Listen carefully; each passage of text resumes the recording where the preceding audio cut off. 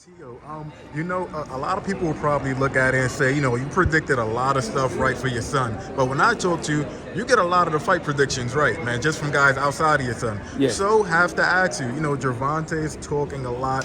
He's supposed to fight Hector Garcia January 7th, and then he's going to move into the Ryan Garcia fight. But he said for his third fight, he would like to fight either Devin Haney or Shakur Stevenson. Would you make Tank the favorite against Devin and Shakur, or do You you could think never leave Tank out because he got an explosive left hand. You know what I'm who saying? would you pick to win? No, yeah, but I mean anybody could win that fight. But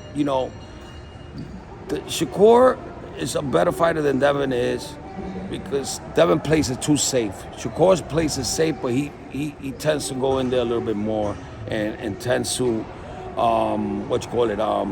Mix it up a bit? yeah, mix it up a little bit and take more chances. That's what I meant.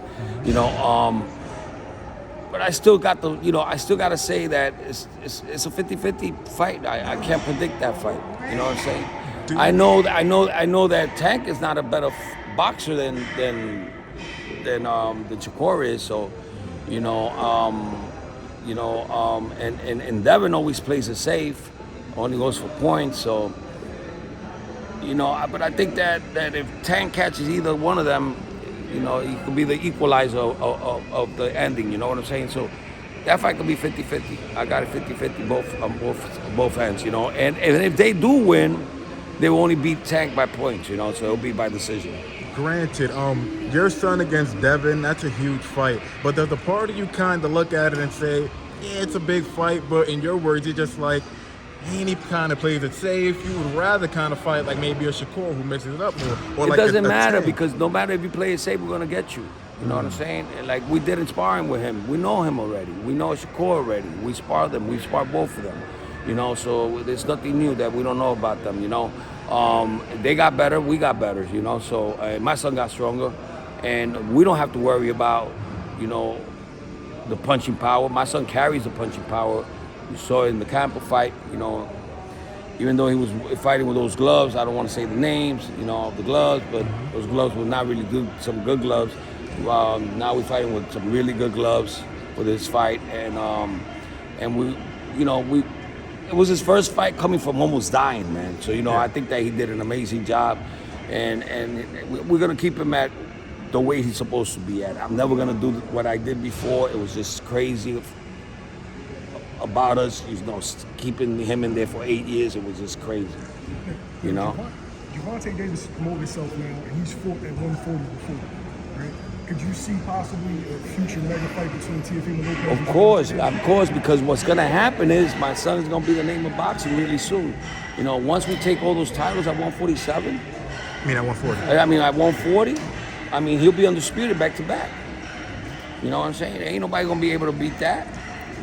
What's his top out like weight wise? Like what do you kind of guess is like his max? My son could go up to all the way to 160, bro. You know what I'm saying? Because he's a great boxer. That's what makes him great. He's a great thinker. He's smart. That's what makes him win all these fights. But if he's not thinking in there and he can't breathe and he's panicking and he's just trying to take you out, that's not my son. Gotcha. That's a whole different fighter. Got Is also the plan kind of to as soon as you get all four of the belts, just to move it more automatically? No, we're going right up to 147. I did hear. There's no reason why we got to stay there, man. It was stupid for us to stay right after we got the belts at 135. We should have just left. And I just want to clarify something with my last question for me, because I heard you say something, but I'm not too sure. But I know I saw in the interview you said that once your son collects the belt at 140, you guys will be 100% down, move up to 147 and fight a guy like Spence or Crawford automatically. Of course, because then we'll have all that experience. You understand? These guys are just getting older. We're getting younger. He's just getting better. He's getting smarter.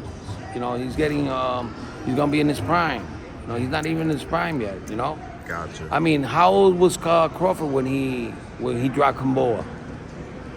He was about 28, 29, yeah, right? late 20s, yeah. Okay, late 20s. Look, my son is 25, already accomplished a lot. 5-time world champion. Come on.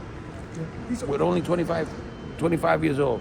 Now, he's already a big puncher. Are we going to see him become even more powerful now? Of course he is. Of course he is. Of course he is, because that's what people want to see.